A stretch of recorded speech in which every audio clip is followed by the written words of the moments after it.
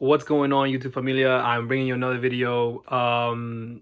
As you can see on the title, that of something that happened to me last week, which was I started having symptoms of what is considered to have people that have COVID-19, right? So the coronavirus. So, um, it's been an interesting week so far. As the title states, I've been in quarantine right now for at least about a week, which it's been tough. And when I mean quarantine, it's not just, stay in the house, it's actually just stay in my room.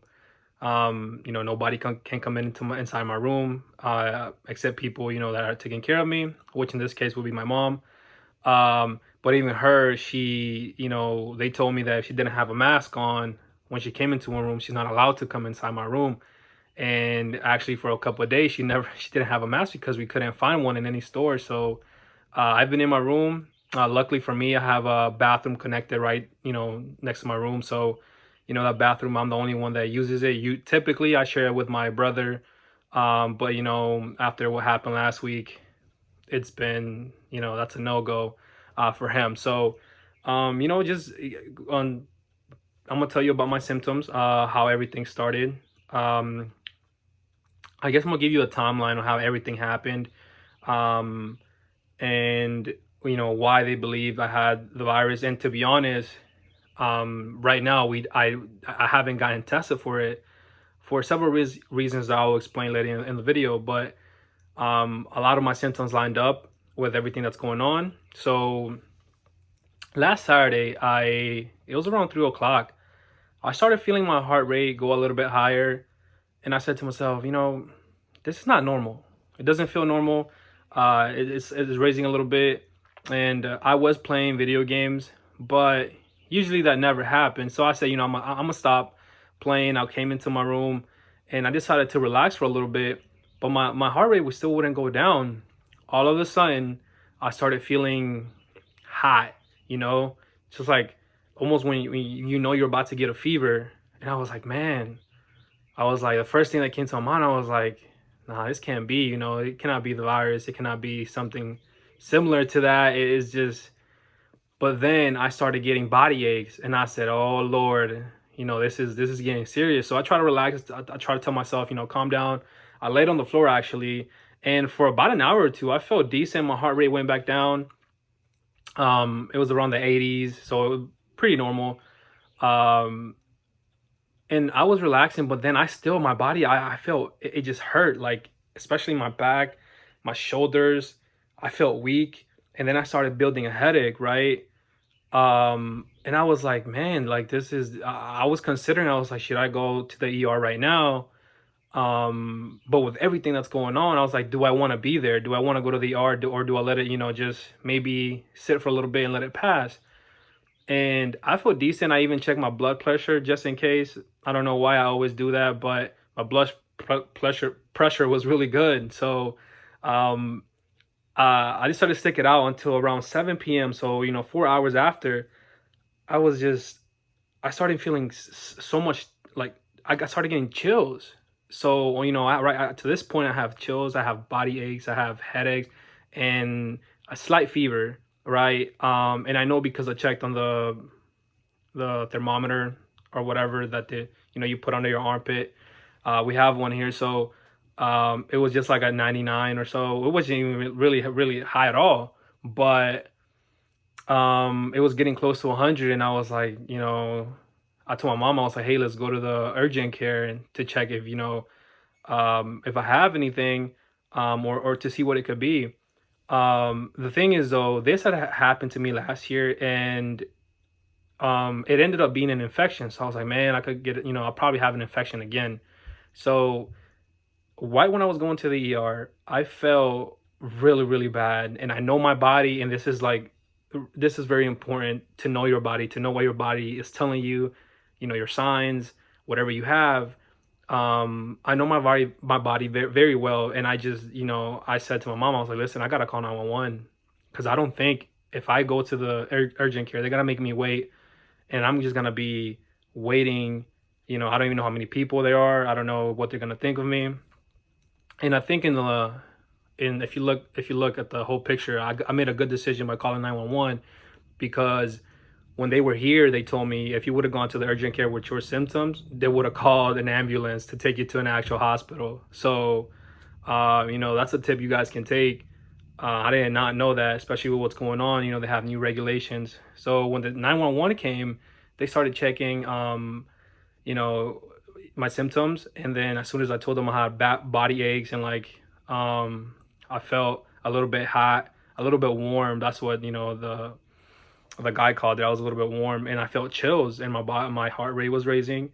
Of course, they checked my heart, my vitals, and they look good. Although my heart was around, I believe, a 130, so 130 beats per minute at that point, and I was just so many chills, like chills all over my body, ache.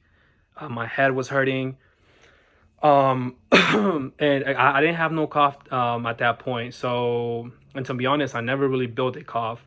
Um, so they kept going, and they decided to put the mask on. And when they did that, I said, "Oh man." I was like, "Yo, what's going on?" I started freaking out, and they told me to relax, and I was like, in my mind, I'm like, "Man, you guys are putting those masks on. I know what that means." But of course, they have to do it for safety precautions. Like, I understand that, and my heart was already elevated and it was already high, so I was just suffering. It was a tough moment, and when they told me to go to the hospital, you know, I said, "Hey, my mom's gonna come with me," and they were like, "No, nobody can come with you. You have to come by yourself, because they are preventing any family member from going into emergency rooms or hospitals if you're not the patient." So I felt alone. I said, "Damn, usually my mom always comes with me, or a family member, just to make sure I'm doing good." And to this point, I was like, I guess I'm riding solo. So they took me in the ambulance, and they checked me into the ER. They started asking me all these questions and what I felt, how long I've been feeling them for. And at this point, it was around 9 p.m., 8, 9 p.m. Because the ambulance, when the ambulance got here, it was around like 7:15 or so, I think. And then I got to just to the hospital around like 7:30, 7:35 or so. And then, they started asking me all these questions. And to this point, I kind of lost track of time a little bit because I was really scared. So I just know as soon as I got there, they did a chest x-ray, because when I got to the ER, I started feeling very, so much chest pain, right? And it was legit chest pain, and all across like my diaphragm area and like my sternum and like under here. And I felt like actual pain, and it was, and usually I know the difference between like when I'm sore because of my reflux issues or because of my GERD issues, but I'm aware of that. But this one was actually like pain, like it was hitting me. So they did some x-rays. Thank God everything came back normal. Then they decided to do some blood work, and I told them about my situation that happened last year. At this point, around 10 or 11, they told me, that my blood work came back fine. They did a flu exam or a flu test to see if I had the flu, and that came back negative. So around 10 or 11, they started telling me like, "Hey, like, we're gonna have to discharge you because, you know, your symptoms are moderate. They're not severe. So, we're not gonna test you for COVID-19." And I really wanted to get tested to see if I really had it. At that point, I was really, feeling sick, and I was like, "Man, you're letting me go home and I feel like crap." I felt really, really bad. So I kind of felt like disappointed in the system, a little bit for sure. And I guess, and the reason I feel like that way is because I felt alone. I feel like, I'm going through all of this. I'm regurgitating, my food still, even going through all these symptoms. And I'm like, man, this is crazy. So they gave me my release papers, and I actually have them right here. I don't know if you guys can see very well, but I don't know if this is going to be backwards or not. But so it just says, COVID-19 discharge instructions and prevention steps for people with confirmed or suspected COVID-19, right? So they gave me all these instructions. They also gave me a list of places where I could go and get checked if I had the virus, if I wanted to eventually. And to be honest, I don't know what difference would that make if I were to go get checked, because most of my symptoms from that day on Saturday night, went away.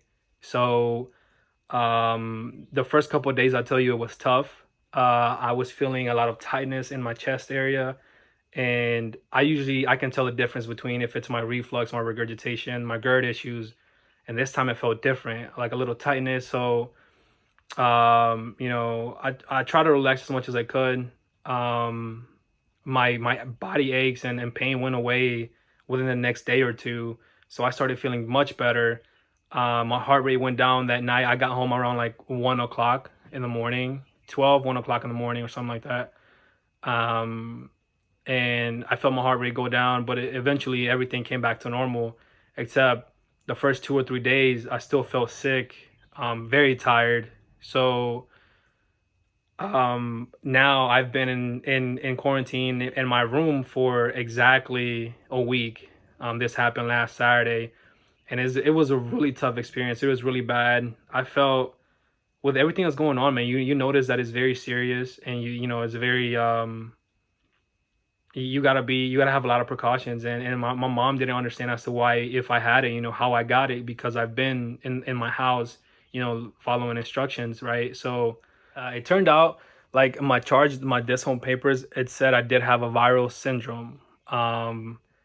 But don't know if I did have the COVID-19, except I think to myself, what are the odds that I have a viral infection while the coronavirus is epidemic is happening. So uh it was, I don't know what you guys make of that. To be honest, I don't see any need of getting tested, because I understand now that we have a limited amount of supplies and limited amount of, like, testing kits. And of course, people who are more severe should definitely get tested, and they should definitely be the ones that get tested for the virus. And I understand that now. At the moment, though, you're like, you're very selfish and you care about yourself, and you want to look out for your well-being, which I think is a little normal. But in the long run and the big picture, I understand what they were doing. By the way, I only got one mask. I asked a mask to get for my mom, but at the hospital they're not giving any. I only got a mask for myself. So they did tell me to be quarantined for 2 weeks in my room, not to leave my room, not to leave my bathroom, and just one person taking care of me. And for sure, I've been in my room for a week right now. It's been very tough because I've been wanting to go outside. So what I do is just open the window and try to enjoy as much fresh air as I can, to be honest.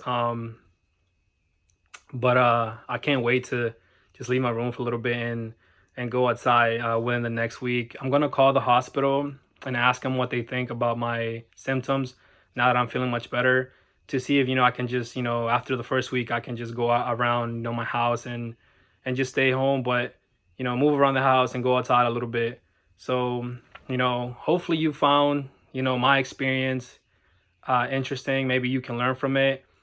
If you found this informative, share it with your family and friends. As you guys know, I do suffer a lot from GERD, and any issue, any symptom that happens to me within my body, it's bound to be worse, right? Especially with, like, my heart rate and my heart having a correlation with all my issues. So just wanted to share with you guys and my YouTube family.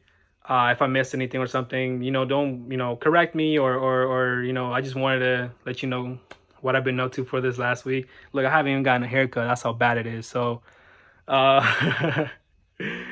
so thank you guys. Please don't forget to subscribe, and thank you guys. See you on the next one. Goodbye. Oh, and by the way, my birthday was on the 25th. So for my birthday, I had to stay inside my room. My family couldn't hug me. They couldn't sing to me happy birthday. Everything was done over the phone. So I had no contact with them. So just to add the icing on top of the cake, for what this week has been for me. So y'all stay safe out there, man. Love y'all.